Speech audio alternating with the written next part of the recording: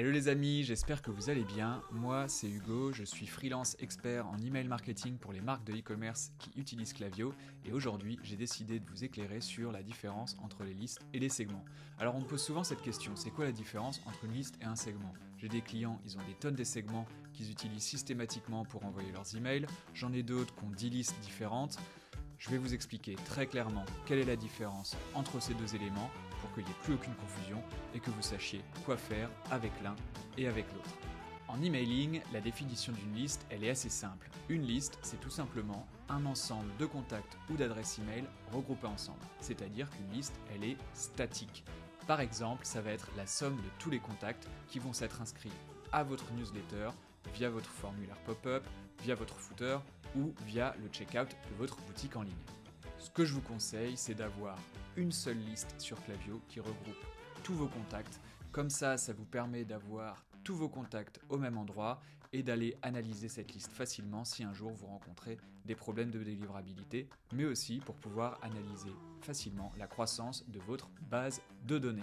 A l'inverse, un segment, c'est un sous-ensemble de cette liste. Et le segment, on va le créer à partir de critères spécifiques, comme la source d'opt-in, l'âge, le sexe, ou des critères de comportement d'achat de votre contact sur votre boutique en ligne. Pour vous permettre de comprendre la différence entre les deux, on va prendre un exemple assez simple. Imaginez une grande bibliothèque dans laquelle vous avez des tonnes de catégories de livres, des livres de cuisine, des romans de fiction, des romans d'aventure, des livres pour enfants. Et bien la liste, elle pourrait être considérée comme cette bibliothèque. Par contre, si on veut envoyer une promotion uniquement aux personnes qui s'intéressent aux livres de cuisine, dans ce cas-là, on ne va pas envoyer une promotion à tous les membres de la bibliothèque, mais uniquement à ceux qui ont montré leur intérêt pour les livres de cuisine. Et c'est là qu'intervient l'utilisation d'un segment. On va créer un segment de personnes qui ont uniquement emprunté des livres sur la cuisine à la bibliothèque pour pouvoir leur envoyer cette promotion. Et ça nous permet de nous adresser à un groupe spécifique selon ses intérêts et de laisser tranquille ceux qui n'en ont rien à faire des livres de cuisine.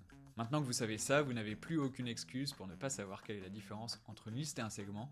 Et ce que je vous conseille, c'est d'avoir dans votre CRM une liste principale dans laquelle vous allez avoir tous vos contacts et de construire plusieurs segments à partir de cette liste qui vont vous permettre ensuite d'aller adresser certaines cibles spécifiques de votre audience. Voilà, j'espère que cette vidéo vous a plu et qu'elle vous a permis surtout de comprendre très clairement la différence entre liste et segment et que vous vous sentez désormais armé pour aller mettre de l'ordre dans tout ça sur votre CRM. Bonne journée et à bientôt, salut!